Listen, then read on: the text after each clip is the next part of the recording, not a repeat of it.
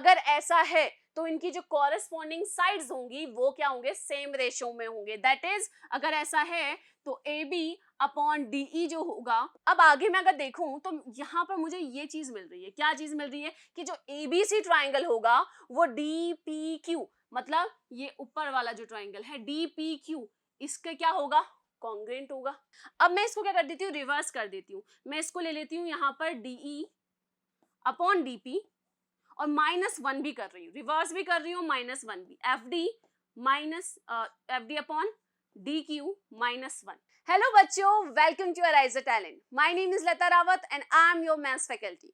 सो हमने नया chapter start किया था जो कि था ट्राइंगल। ठीक है, इसमें हमने 2 थ्योरम्स पढ़ी थी। क्या थी, बीपीटी। लास्ट लेक्चर आप देखोगे तो हमने 2 थ्योरम्स पढ़ी थी, बीपीटी और converse of BPT, basic proportionality theorem जिसको हम थेल्स थ्योरम के नाम से भी जानते हैं, और साथ ही साथ उसका कन्वर्स थ्योरम पढ़ा था।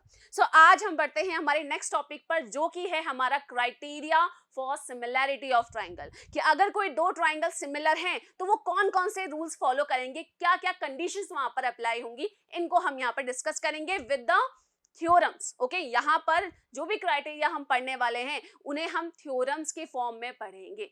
ओके, मतलब उनका प्रूफ भी हम देखेंगे कि ऐसा नहीं है कि बस बोल दिया है, उसका प्रूफ भी हम साथ में पढ़ते जाएंगे। ओके, सो यहाँ पर 3 मेन क्राइटेरिया हमारे पास यहाँ पर है, जो कि है A similarity, S similarity and S similarity. A that means angle angle similarity. अगर किसी भी 2 ट्राइंगल के कॉरस्पॉन्डिंग एंगल आपस में इक्वल हैं तो वहां पर कुछ रूल्स फॉलो होंगे जिसकी वजह से वो दोनों ट्राइंगल क्या हो जाएंगे, सिमिलर हो जाएंगे। सिमिलरली साइड सिमिलैरिटी, जिसमें तीनों साइड्स कॉरस्पॉन्डिंग तीनों साइड्स आपस में इक्वल होगी। And the third side angle side, मतलब 2 साइड और उनसे रिलेटेड जो एंगल है अगर वो कॉरस्पॉन्डिंग इक्वल होगा दैट मींस वो दोनों ट्राइंगल क्या है, सिमिलर है। इनको एक एक करके हम इसको डिटेल में पढ़ेंगे। ठीक है, चलिए स्टार्ट करते हैं। तो सबसे पहले हम बात करते हैं ए सिमिलैरिटी की। ठीक है, तो हमारी जो नेक्स्ट थ्योरम है थ्योरम नंबर 6.3, ये शो करता है ए सिमिलैरिटी को। ओके, चलिए तो अब ये स्टेटमेंट है क्या, ये थ्योरम बोल क्या रहा है, पहले सबसे पहले उसको समझना हमारे लिए बहुत इंपॉर्टेंट है। ओके, चलिए तो if in 2 triangles corresponding angles are equal then their corresponding sides are in the same ratio। ये क्या कह रहा है, ये थ्योरम ये कह रही है कि अगर मेरे पास 2 ट्राइंगल्स हैं that is ABC and the DEF और इनके अगर कॉरस्पॉन्डिंग एंगल्स आपस में इक्वल हैं, क्या होते हैं कॉरस्पॉन्डिंग एंगल्स आपस में इक्वल, जैसे कि ये एंगल D एंगल A के इक्वल है, एंगल B एंगल E के इक्वल है and the angle C is equal to angle F। अगर ऐसा है तो इनकी जो कॉरस्पॉन्डिंग साइड्स होंगी वो क्या होंगे, सेम रेशियो में होंगे। दैट इज अगर ऐसा है तो AB अपॉन DE जो होगा is equal to BC upon EF होगा which is equal to the AC upon DF। समझ में आया, ये क्या कह रहा है कि अगर कॉरस्पॉन्डिंग एंगल्स इक्वल होते हैं 2 ट्राइंगल के तो उनके जो साइड्स हैं कॉरस्पॉन्डिंग साइड्स हैं वो भी क्या होंगे, सेम रेशियो में होंगे। और अगर ये दोनों ऐसे फॉलो कर रहे हैं सिचुएशन दैट मींस ये दोनों जो ट्राइंगल्स होंगे वो दोनों ट्राइंगल क्या होंगे, हमारे सिमिलर होंगे। क्लियर हुआ क्या था कि अगर कॉरस्पॉन्डिंग एंगल्स इक्वल हुए तो उनके कॉरस्पॉन्डिंग साइड सेम रेशियो में होगा, और अगर ऐसा है तो ये दोनों ट्राइंगल्स आपस में क्या होंगे, सिमिलर होंगे। अब ये तो बोल दिया, लेकिन करनी क्या है, हमें प्रूफ करना है। जब तक ये प्रूफ नहीं करेंगे तब तक क्यों मान ले। ठीक है, चलिए अब इसके प्रूफ में पहुंचते हैं। कैसे इसके एंगल्स को हम इक्वल करके कैसे बताएंगे कि सेम रेशियो में होंगे इनके साइड्स। ओके, एंड देन यहाँ पर जो ट्राइंगल्स होंगे वो क्या हो जाएंगे, सिमिलर। तो सबसे पहले मैंने यहाँ पे 2 ट्राइंगल्स ले लिए, कौन से, ABC and the DEF। 2 triangle आपको साफ साफ दिख रहे हैं, क्या है, ABC and the DEF। Okay, ये बड़ा वाला ट्राइंगल। अब करना क्या है यहाँ पे, अब कुछ इस तरीके से हमने लिया है, ये दोनों ट्राइंगल कुछ इस तरीके से हैं कि जो इनके कॉरस्पॉन्डिंग एंगल्स हैं वो आपस में क्या है, इक्वल हैं। क्या किस तरीके से लिया है कि कॉरस्पॉन्डिंग एंगल मतलब एंगल A जो है वो एंगल D के इक्वल है, एंगल B जो है वो एंगल E के इक्वल है एंड द एंगल C जो है वो एंगल F के इक्वल है। ठीक है, ये ऑलरेडी हमने लिया हुआ है कि भाई इनके कॉरस्पॉन्डिंग एंगल क्या है, आपस में इक्वल है। प्रूफ क्या करना है, हमें प्रूफ करना है कि भाई इनके कॉरस्पॉन्डिंग साइड्स आपस में सेम रेशियो में होंगे, उन्हें हम करेंगे प्रूफ। ओके, चलिए अब आगे बढ़ते हैं।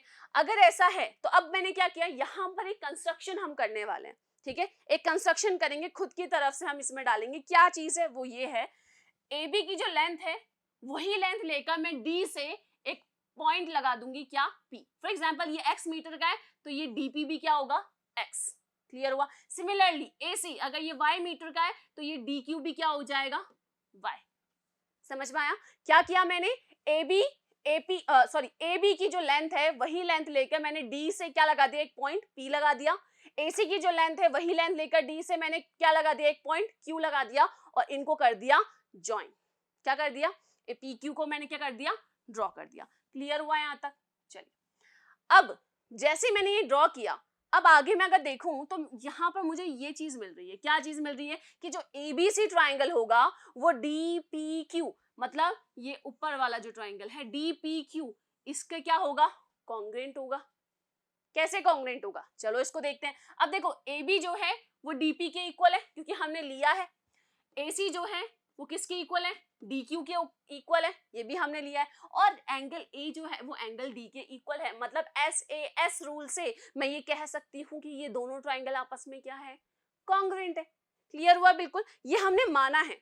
ये P जो पॉइंट है, ये Q पॉइंट है, ये सब हमने माना है और इस तरीके से माना है कि ये दोनों आपस में क्या हो जाए, कॉन्ग्रुएंट हो जाए। ठीक है, ये दोनों आपस में क्या हो जाएंगे, कॉन्ग्रुएंट हो जाएंगे। ओके, चलिए अब आगे बढ़ते हैं। अगर ये दोनों कॉन्ग्रुएंट है, ये दोनों ट्राइंगल अगर कॉन्ग्रुएंट है, ABC एंड DPQ, अगर ये दोनों कॉन्ग्रुएंट है तो इनके जो एंगल्स होंगे वो भी तो आपस में क्या होंगे, कॉरेस्पॉन्डिंग एंगल्स इक्वल होंगे। क्योंकि कॉन्ग्रुएंट ट्राइंगल्स क्या होते हैं, कॉन्ग्रुएंट ट्राइंगल्स वो होते हैं जिनके एंगल्स, कॉरेस्पॉन्डिंग एंगल्स आपस में क्या होते हैं, इक्वल होते हैं। ओके, और कॉरेस्पॉन्डिंग साइड्स भी आपस में क्या होती हैं, इक्वल होती हैं। तो देखो यहां पर अगर एंगल ए डी के इक्वल है तो एंगल बी भी किसके इक्वल होगा, एंगल पी के इक्वल होगा। क्लियर है?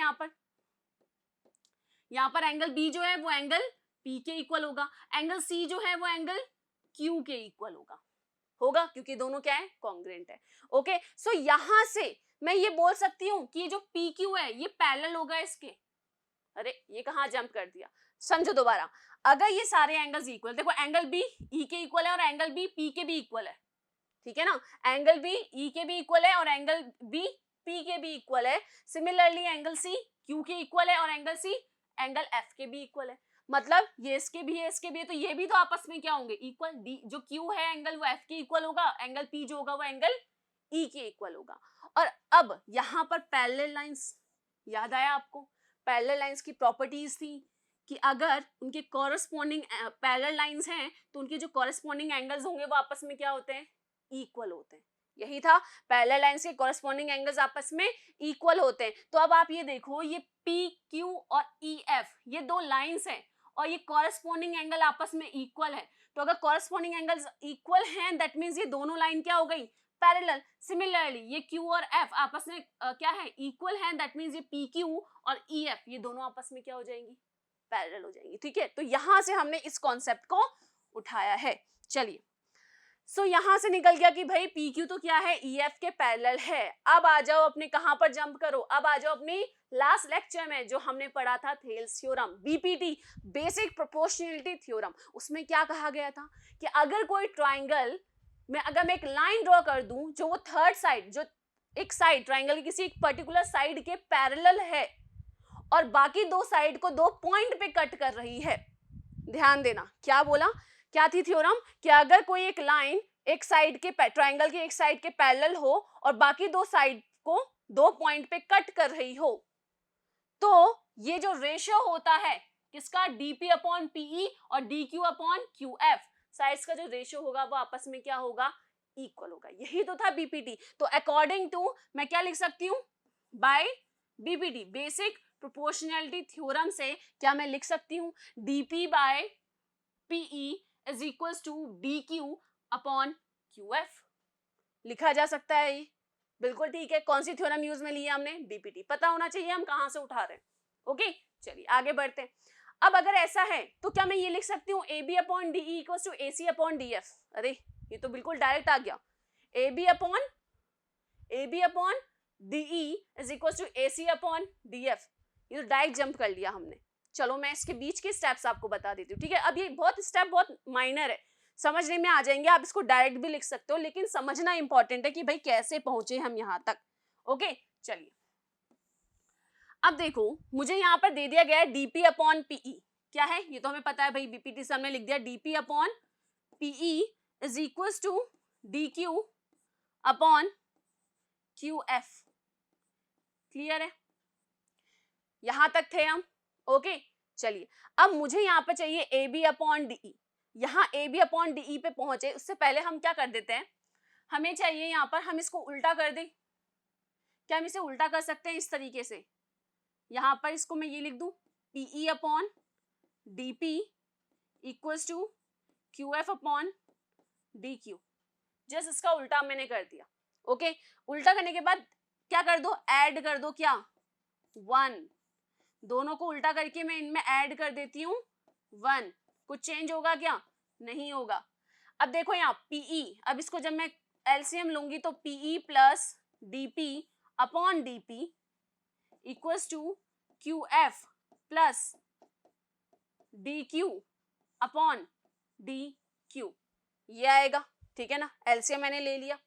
अब पीई और डीपी कहाँ है? पीई ये रहा और डीपी कहाँ है? ये रहा। तो पूरा मिला के क्या बन जाएगा? डीई बन जाएगा। तो डीई अपॉन नीचे डीपी आ जाएगा। यहां पर भी क्या बन जाएगा? ये DF upon D Q. Clear है यहाँ पर? ठीक है, अब इसको भी मैं दोबारा उल्टा कर देती हूँ दोबारा, तो ये हो जाएगा DP upon DE equals to D Q upon D F. और मुझे पता है कि जो डीपी है वो किसके इक्वल है? ए बी के। हमने लिया ही था, पहले से ही लिया हुआ था ना कि ए बी के इक्वल होगा। कहां से? कॉन्ग्रुएंसी से। और हमने ऑलरेडी यहाँ पे लिया हुआ, ये रहा DP equals to A B and D Q equals to A C. तो मैं क्या डीपी की जगह ए बी लिख दूं, तो ए बी अपॉन डीई, और डी क्यू की जगह मैं क्या लिख दूं? ए सी लिख दूं, तो ए सी अपॉन डी एफ। आ गया ये स्टेप।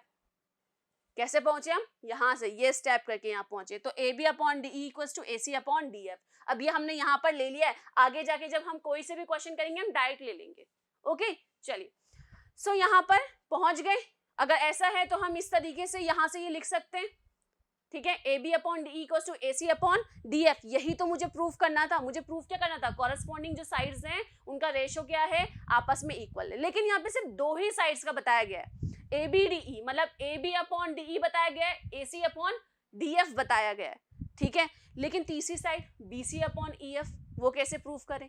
तो भाई इस बार अब पी क्यू यहाँ लिया है ना, इसकी जगह पी क्यू अब ऐसे ले लेना, या किसी तरीके से इस तरीके से ले लेना। मतलब पी क्यू जो है वो किसी दूसरी साइड के पैरेलल करोगे तो दोबारा से आपके पास वापस से क्या आ जाएगा? B C equals to E F भी आ जाएगा। तो इसको हम सिमिलरली करके यहाँ पर लिख सकते हैं, और यहाँ से ये तीनों ही आपस में क्या हो जाएंगे? इक्वल। तो यहाँ से ये हमारा क्या हो गई? थ्योरम प्रूव हो गई कि भाई अगर एंगल्स, कॉरेस्पॉन्डिंग एंगल्स इक्वल होंगे तो उनके कॉरेस्पॉन्डिंग साइड्स का रेशियो भी आपस में इक्वल होगा। और लास्ट में हम ये कह सकते हैं कि दोनों ट्राइंगल्स आपस में क्या है? सिमिलर। क्लियर है? बिल्कुल। चलिए, सो ये थी हमारी थ्योरम 6.3। तो इस तरीके से हम इसे सॉल्व करेंगे। आगे बढ़ते हैं। अब बढ़ते हैं नेक्स्ट क्राइटेरिया। ठीक है, क्या है हमारी थ्योरम नंबर 6.4? क्या बोल रही है ये थ्योरम? देखो, if in 2 triangles sides of 1 triangle are proportional to in the same ratio the sides of the other triangle, then their corresponding angles are equal and hence the 2 triangles are similar. Just 6.3 का उल्टा ये एक तरह से क्या बोला गया है कि अगर 2 ट्राइंगल में साइड्स जो हैं, किसी एक ट्राइंगल की जो साइड्स हैं वो दूसरे ट्राइंगल की साइड्स के कॉरेस्पॉन्डिंग साइड्स के इक्वल हो। क्या बोला है? Sides of 1 triangle are proportional to the same side of the other triangle, then the corresponding angles are equal and hence the 2 triangles are similar. यहाँ जस्ट उसका उल्टा हो गया। अभी 6.3 हमने की थी ना, जस्ट उसका उल्टा है। पहले एंगल से हम साइड्स पे गए थे, अब साइड से एंगल पर आएंगे। क्या बोला गया है कि अगर ये बोला गया है कि if A B upon D E is equals to B C upon E F and C A upon F D, अगर ऐसा है तो कह सकते हैं एंगल ए जो है एंगल डी के इक्वल है, एंगल बी जो है एंगल ई के इक्वल है, और एंगल सी जो है वो एंगल एफ के इक्वल है। क्लियर है? बिल्कुल। क्या कहा गया है इस थ्योरम में कि अगर ऐसा है कि भाई कॉरेस्पॉन्डिंग साइड्स का जो रेशियो है वो सेम है तो भाई इनके कॉरेस्पॉन्डिंग एंगल्स आपस में इक्वल होंगे। और अगर इक्वल होंगे, दोनों कंडीशन यहाँ फॉलो हो रही है, मतलब यहाँ पे ये दोनों ट्राइंगल आपस में क्या होंगे? सिमिलर होंगे। सिमिलरिटी की यही तो 2 कंडीशन थी कि एंगल्स आपस में इक्वल होने चाहिए और कॉरेस्पॉन्डिंग साइड्स का रेशियो सेम होना चाहिए। क्लियर हुआ? चलिए अब आते हैं इसके प्रूफ पे, किस तरीके से हम इसको प्रूफ करेंगे। ओके चलिए, सो सबसे पहले दो ट्राइंगल हमने यहाँ पे ले लिए। कौन से दो ट्राइंगल? ABC and DEF। और ऑलरेडी थ्योरम में दिया गया है कि अगर इनके कॉरस्पॉन्डिंग साइड्स आपस में सेम रेशियो में होंगे तो हमने लिख दिया भाई AB upon DE equals to BC upon EF and CA upon FD। हमने इस तरीके से दो ट्राइंगल्स दिए हैं कि वो ये चीज फॉलो कर रहे हैं। ओके, कॉरस्पॉन्डिंग साइड्स आपस में क्या है? इक्वल है। अब मैं यहाँ पे क्या करूंगी, वही सेम जैसा 6.3 में हमने लिया था, मैं दोबारा से AB के मेजरमेंट के इक्वल DP ले लूंगी और AC के मेजरमेंट के इक्वल DQ ले लूंगी। और यहाँ दो पॉइंट मैंने ले लिए P एंड Q, जो क्या है P और Q इस तरीके से लिए हैं, ये दोनों पॉइंट इस तरीके से लिए हैं कि वो किसके इक्वल हो गए? AB के और AC के। मतलब ये जो AB है वो DP के इक्वल है और AC जो है वो DQ के इक्वल है। क्लियर हुआ? ठीक है, तो हमने यहाँ पे क्या ले लिए? दो ट्राइंगल ले लिए ABC और DEF। ठीक है, दो ट्राइंगल आपको दिख रहे हैं, कौन कौन से? ABC and DEF। ओके, अब ये दोनों ट्राइंगल कुछ इस तरीके से लिए हैं कि ये इस कंडीशन को फॉलो कर रहे हैं, क्योंकि हमने थ्योरम में पढ़ा ना कि क्या है, सेम जो कॉरस्पॉन्डिंग जो साइड्स हैं वो क्या होंगी? सेम रेशियो में होंगी। तो हमने मान लिया भाई कि AB अपॉन DE होगा, AC अपॉन DF और BC अपॉन EF, ये तीनों ही आपस में क्या होंगे? इक्वल होंगे। ठीक है, ये हमने इस तरीके से ले लिया। अब मैं क्या करूंगी यहाँ पर, सेम जैसे 6.3 थ्योरम में हमने किया था। क्या किया था? AB की जो साइड है इसकी मेजरमेंट अगर x है तो वही मेजरमेंट लेकर मैं D से एक पॉइंट यहाँ पर लगा दूंगी, P पॉइंट। ठीक है, इसकी जो मेजरमेंट होगी वो भी क्या होगी? AB के इक्वल होगी। सिमिलरली जो AC होगा वो DQ के इक्वल होगा। क्लियर है? बिल्कुल ठीक है। मैंने यहाँ पर इस तरीके से क्या ले लिए? P और Q पॉइंट इस तरीके से यहाँ पर पुट करे DE और DF लाइन पर कि इनका DP जो होगा वो AB के इक्वल होगा और DQ जो है वो AC के इक्वल होगा। ठीक है, तो यहाँ पर हमने अपनी तरफ से क्या कर दिया? इसको यहाँ पर कंस्ट्रक्शन कर दिया और फिर मैंने बाद में क्या कर दिया? PQ को क्या कर दिया? ज्वाइन कर दिया। क्लियर है? बिल्कुल, यहाँ तक समझ में आया? सेम जैसा 6.3 अभी तक हमने वहीं पर ही किया, इनिशियल पूरा सेम है। ओके, अब आगे बढ़िए। अगर ऐसा है तो क्या मैं ये लिख सकती हूं? अब वापस से हम उसी पॉइंट पर आगे दोबारा सॉल्व करना है, सेम वैसे ही डायरेक्ट स्टेप पे यहां हम आ चुके हैं। DP अपॉन PE और DQ अपॉन DF लिखा जा सकता है क्या? क्या DP अपॉन PE और DQ अपॉन QF क्या लिखा जा सकता है? आप बोलोगे नहीं भाई, बेसिक प्रोपोर्शनैलिटी थ्योरम में तो क्या बोला गया है यहाँ पे, कन्वर्स में क्या कहा है कि अगर ये पैरेलल हुआ तो हम ये लिख सकते हैं। एक चीज प्रूव होनी चाहिए, मतलब एक चीज कंफर्म होनी चाहिए, या तो ये पैरेलल होना चाहिए या फिर ये दोनों आपस में इक्वल होने चाहिए। लेकिन इनमें से कुछ भी हमें नहीं पता। लेकिन मैं बोल रही हूँ कि नहीं, हमें ये पता है कि भाई DP अपॉन PE जो है वो DQ अपॉन QF के इक्वल है। कैसे? क्योंकि हमें ये दिया है ना ऑलरेडी, हमने बोल रखा है ना कॉरस्पॉन्डिंग साइड इक्वल है। अब यहाँ से इधर कैसे जंप किया हमने, उसको हम समझते हैं। ओके चलिए, देखो यहाँ पर अब मुझे एक बताओ, ये AB अपॉन DE जो हमने ऑलरेडी माना हुआ है, AB अपॉन जो DE है is equal to CA upon FD, CA upon FD है। क्या मैं इसको क्या कर सकती हूँ? AB की जगह मैं क्या ले सकती हूँ? DP ले सकती हूँ, क्योंकि अभी मैंने माना ना AB किसके इक्वल है? DP के इक्वल है। लिया हुआ है ना, कंस्ट्रक्ट किया हुआ है हमने, AB जो है वो DP के। तो क्या मैं यहाँ पे इसको ये लिख सकती हूँ? DP upon DE is equal to AC की जगह क्या ले लूं मैं? DQ अपॉन DF या FD, एक ही बात है। ठीक है, क्लियर हुआ? मैंने कुछ यहाँ पे चेंज नहीं किया है, FD। ठीक है, AB की जगह DP लिख दिया, CA की जगह DQ लिख दिया, क्योंकि हमने माना हुआ है इसको। ठीक है, हमने लिया ही कुछ इस तरीके से।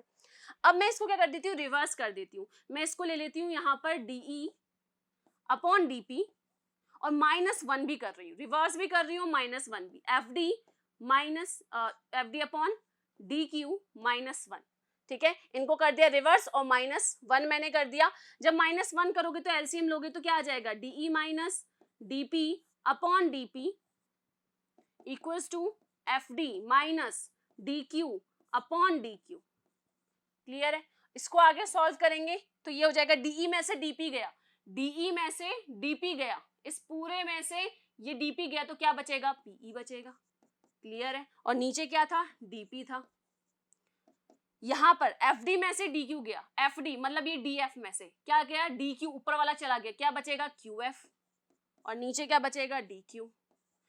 ये बच गया, इसको भी दोबारा क्या कर दो? रिवर्स। रिवर्स दोबारा करते हैं तो ये DP ऊपर चला गया, PE नीचे आ गया, ये DQ ऊपर चला गया और QF नीचे आ गया, या FQ नीचे आ गया, और देखो वापस मिल गया मुझे। कहाँ से उठाया था? जो गिवन पार्ट है, और कहाँ पे पहुंच गए? जो हमें यहाँ पे मिल रहा है। क्लियर है? तो डायरेक्ट हम यहाँ पे स्टेप में आ गए। इसको आप डायरेक्ट भी यहाँ लिख सकते हो, चाहो तो यहाँ पे इस तरीके से लिख सकते हो। ओके, चलिए अब अगर ऐसा है, अब वापस से बेसिक प्रोपोर्शनैलिटी जो 6.2 थ्योरम है, मतलब बेसिक प्रोपोर्शनैलिटी थ्योरम का कन्वर्स जो थ्योरम था, वहां से मैं क्या लिख सकती हूँ? अगर इनका ये रेशियो आपस में सेम है, दैट मींस ये PQ क्या होगा? EF के पैरेलल होगा। मतलब ये PQ लाइन जो है वो क्या है? EF के पैरेलल है। तो क्या मैं ये लिख सकती हूँ? ऑफ कोर्स लिख सकती हूँ। लिख दिया। अब ये लिखा है, दैट मींस ये दोनों पैरेलल हैं, तो ये जो एंगल P जो होगा वो एंगल E के इक्वल होगा। होगा या नहीं होगा? एंगल P जो है वो एंगल E के इक्वल होगा, और एंगल Q जो होगा वो एंगल F के इक्वल होगा।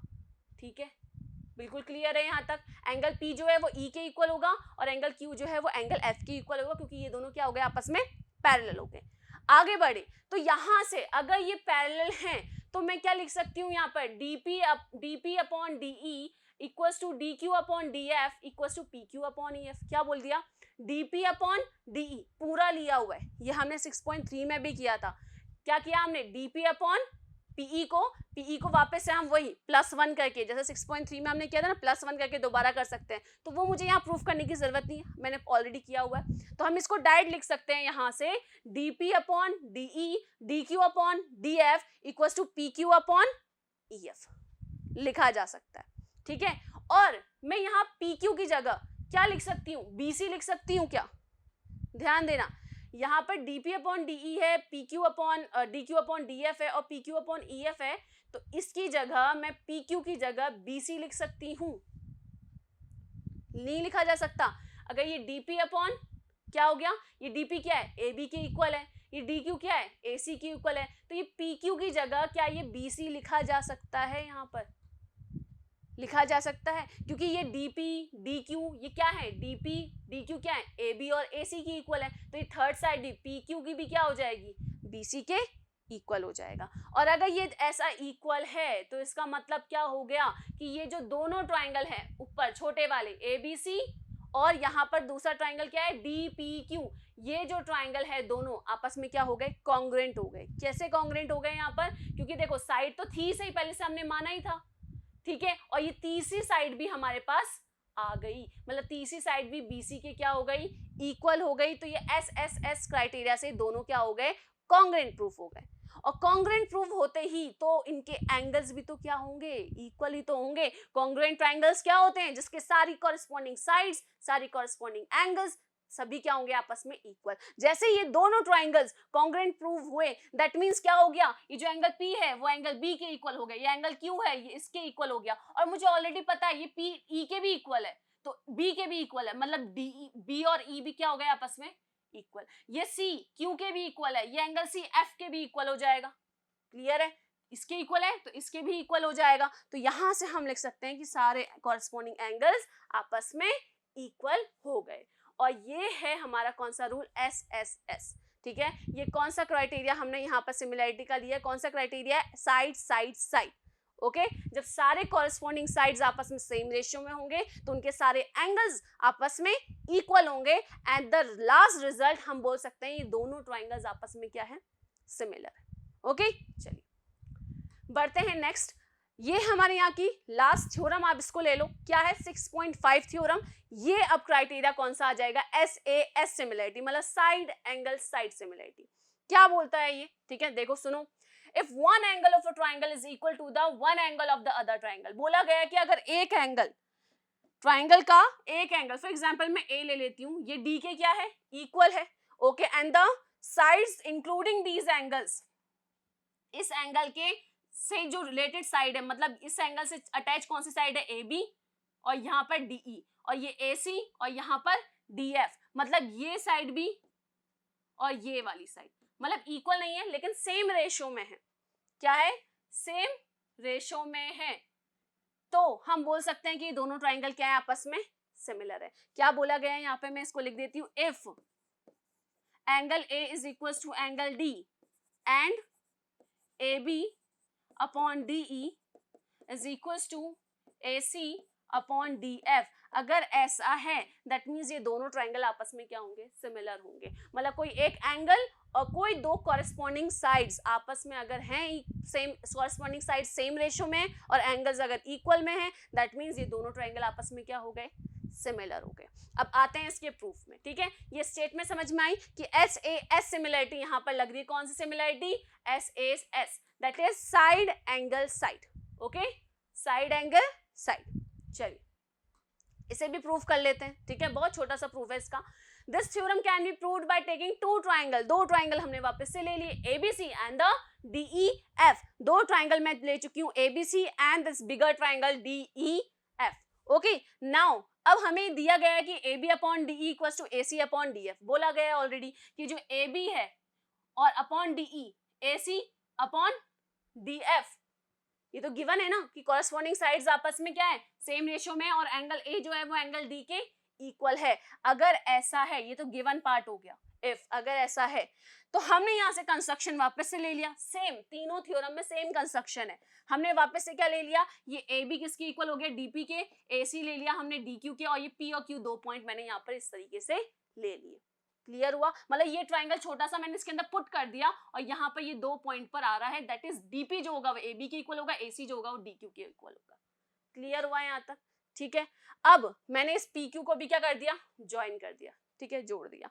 अब यहां से क्या निकल रहा है कि PQ क्या है, वो EF के पैरेलल है, जो PQ होगा वो EF के पैरेलल होगा, दैट मींस ये दोनों ट्राइंगल आपस में कॉन्ग्रुएंट हो जाएंगे। अब इसको ध्यान देना, वापस से वही देखो, बार बार ये थ्योरम इसलिए छोटी है क्योंकि इसका आधा पार्ट तो 6.3 और 6.4 में हम समझ चुके हैं।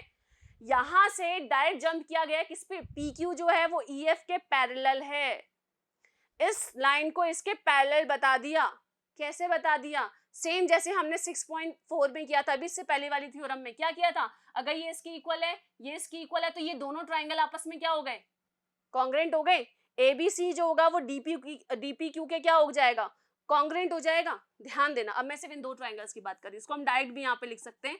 ये मान लो ABC है और यहाँ पर आ गया आपका DP और Q, ये दो ट्राइंगल्स है मान लो, ठीक है। ये साइड हमने इसकी इक्वल ली है, ये साइड हमने इसकी इक्वल ली है, और ये एंगल ऑलरेडी इक्वल लिया हुआ है, ठीक है ना, ये तो गिवन है। तो आप देखो साइड एंगल साइड क्राइटेरिया, यहाँ पे साइड एंगल साइड रूल हमने लिया है, जिससे ये दोनों ट्राइंगल आपस में क्या हो गए, कॉन्ग्रुएंट हो गए। ABC जो है वो DPQ के क्या हो गया, कॉन्ग्रुएंट हो गया। कॉन्ग्रुएंट हो गया तो इसका ये एंगल B जो होगा वो एंगल P के इक्वल होगा, और एंगल C जो है वो एंगल Q के इक्वल होगा। क्लियर है, बिल्कुल ठीक है। तो साथ ही साथ हम ये लिख सकते हैं एंगल A जो है वो एंगल D के इक्वल, एंगल B जो है वो एंगल P के इक्वल, और एंगल C जो है वो एंगल Q के इक्वल, यहां से पता कर सकते हैं, ठीक है। एंड यहां से हम लिख सकते हैं ABC जो है वो DEF के क्या है DEF के क्या है, वापस से देखो बीच का वो गायब हो चुका है, क्यों गायब हो चुका है, ऑलरेडी किया हुआ है। वापस से हम क्या लेंगे, DP upon PE, DQ upon QF, कहां से लेंगे, यहां से, ठीक है। इसको मैं एक बार दोबारा आपको बता देती हूँ, AB अपॉन DE, जैसे कि यहाँ पे लिखा हुआ है AB upon DE is equal to AC upon DF, already दिया हुआ है ना, AB अपॉन DE और AC अपॉन DF दिया हुआ है, तो मतलब ये AB क्या है, DP तो है, तो इसको मैं AB की जगह क्या ये इसको मैं ये लिख सकती हूँ DP upon DE equals to AC की जगह मैं लिख देती हूँ DQ अपॉन DF। क्लियर है, वापस को मैं इसको क्या कर दूंगी, उल्टा कर दूंगी और माइनस कर दूंगी DP को, वापस से -1 सॉल्व करेंगे तो हमारे पास वापस से क्या आ जाएगा, यही टर्म आ जाएगी, कौन सी, DP upon PE equal to DQ upon QF। Already 6.5 में हम कर चुके हैं, और ऐसा आते ही ये दोनों क्या हो गए, आपस में पैरेलल हो गई दोनों लाइन, PQ और EF, कन्वर्स थ्योरम से जो 6.2 था हमारा कन्वर्स, ये जैसे ही पैरेलल हो गई मतलब ये वाला एंगल भी P के इक्वल हो गया, ये वाला एंगल भी Q के इक्वल हो गया, और ये तीनों एंगल आपस में क्या हो गई, इक्वल हो गई। क्लियर है, बिल्कुल वही है, 6.3 समझो तो पूरा 6.4 6.5 सेम वही चीजें हैं, कुछ अलग नहीं है, आप डायरेक्ट यहाँ पर लिख सकते हो, ठीक है ना। जैसे यहाँ पे क्या हुआ है, डायरेक्ट लिखा हुआ है ना, तो कहाँ से लिखा है भाई, 6.3 में हम प्रूव कर चुके हैं ऑलरेडी, तो हम यहाँ डायरेक्ट लिख सकते हैं। ओके, सो इस तरीके से ये तीनों एंगल्स आपस में इक्वल हो गए, मतलब ये क्या हो गया हमारा, दोनों ट्राइंगल सिमिलर हो गए। तो ये 3 थ्योरम्स हैं और यहीं पर आपका चैप्टर जो है वो एंड होता है, थ्योरी पार्ट पूरा यहीं पर आपका खत्म हो गया। ओनली 5 थ्योरम्स आपको ध्यान से पढ़नी है, कौन कौन सी, एक तो 6.1, 6.2 जो कि है बीपीटी, ठीक है, उसका कन्वर्स थ्योरम, एंड देन ये 3 थ्योरम्स जो है criteria of similarity of triangles. Okay, ये तीनों थ्योरम्स भी एक से एक लिंक है, अगर एक को अच्छे समझोगे तो बाकी दोनों आपको आराम से समझ में आ जाएंगे। ओके, तो ये आपका लेक्चर यहीं पे एंड होता है, लेकिन इसके नेक्स्ट लेक्चर में हम इनसे रिलेटेड क्वेश्चंस करेंगे, किस तरीके से ये जो हमने पढ़ा है, जो कॉन्सेप्ट है, किस तरीके से क्वेश्चन में अप्लाई होते हैं, इसे देखेंगे हमारी नेक्स्ट क्लास में। Thank you.